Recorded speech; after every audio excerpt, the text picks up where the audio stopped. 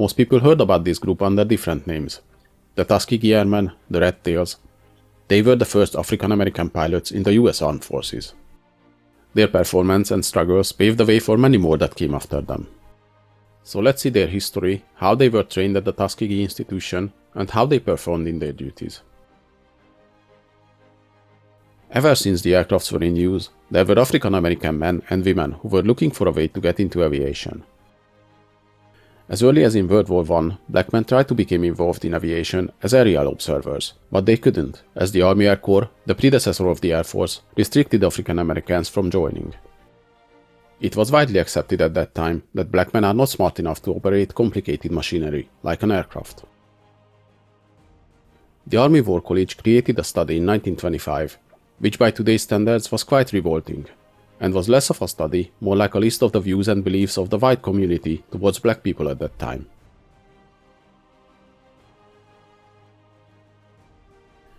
After the First World War ended, these restrictions stayed in place for more than 2 decades, despite the growing voices against them, and not just in the black communities.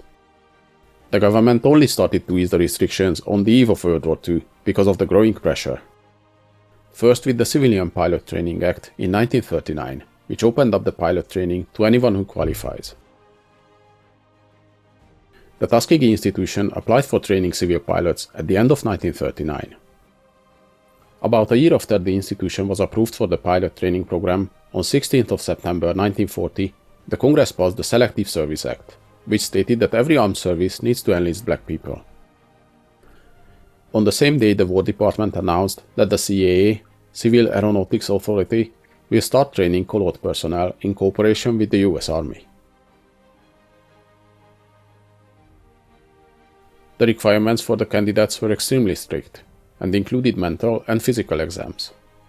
Some said the experiment was designed to fail, as they asked more from the black candidates than the Army normally asked from people joining the pilot training programs. In the end, this brought the result that only the brightest, highly educated, and physically fit men made it into the program.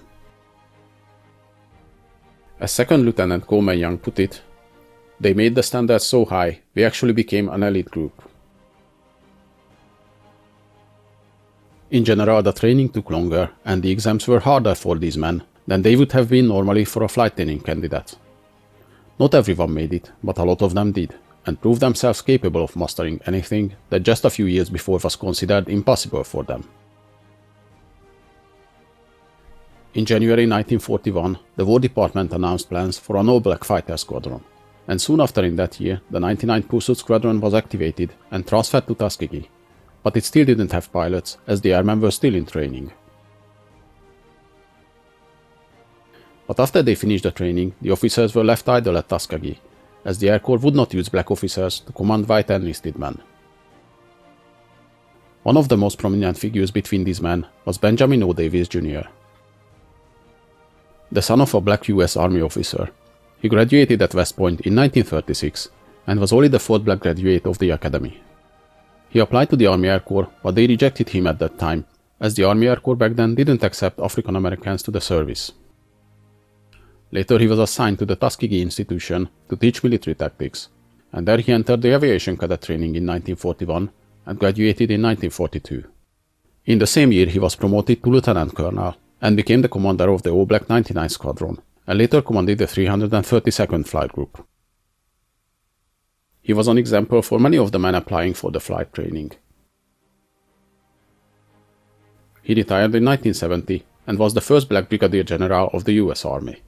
In 1998 he was promoted to 4-star general. Though the Army was still hesitant to send the 99th into combat, by 1943 this changed, and a big part of this was thanks to the First Lady of the US. Eleanor Roosevelt visited the squadron at that year and flew with a black pilot. Later she helped convince the president to finally send the unit into action. So finally in April 1943, the 99th was considered combat ready and shipped out to North Africa, equipped with P-40 fighter planes. They flew their first combat mission in June the same year, and later they moved to Sicily after the Allied invasion of the island. Not long after, attempts were made to prevent the black pilots from flying combat missions. several officers stating that the 99th performed poorly and should be removed from combat. Colonel Davis, who at that time was ordered back to the States to take command of the 332nd Fighter Group, defended his men and presented his case to the War Department. A study was ordered to evaluate the performance of the 99th Fighter Squadron, which eventually found that their performance was comparable to any other fighter groups. The 332nd Fighter Group, under the command of Colonel Davis, was sent to Europe in February 1944, consisting of the 100th, the 301st, and 302nd Fighter Squadrons, and later in May the 99th was assigned to the group as well. Stationed at Remiteli Airfield, the group escorted B-24 and B-17 bombers on their missions over Hungary, Austria, Poland, and Germany. The initial P-40 and P-39 fighters of the 99th and 332nd were swapped for P-47 Thunderbolts, and later, from July 1944, the group converted to fly P-51 Mustangs. They built an impressive record flying escort for the bomber formations, though the statement that they never lost a bomber turned out to be a myth. The nickname Red Tails came after the group decided to paint the rudders of their planes bright red color, partly for easier identification in fights and partly to distinguish themselves from other fighter groups. Between 1941 and 1946, almost 1,000 pilots were trained at the Tuskegee Institution, and a total of 84 of them lost their lives in the war. The Tuskegee Airmen flew 1,575 combat missions and 179 bomber escort missions. They destroyed or damaged more than 400 enemy aircraft, including 3 Me-262 jet fighters. The units received 3 Distinguished Unit Citations, and between their members received 96 Distinguished Flying Crosses, 14 Bronze Stars, 744 Air Medals, and 60 Purple Hearts.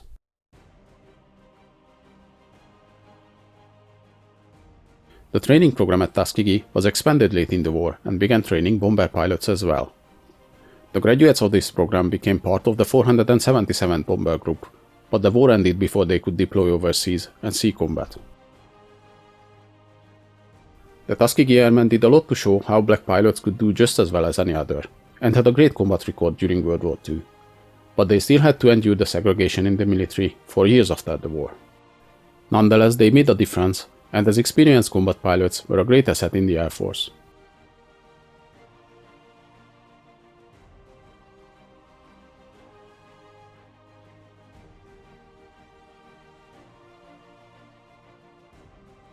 Hope you guys enjoyed this video. Please leave a like, subscribe to my channel, and in the comments let me know if there's any interesting events or vehicles you'd like to see.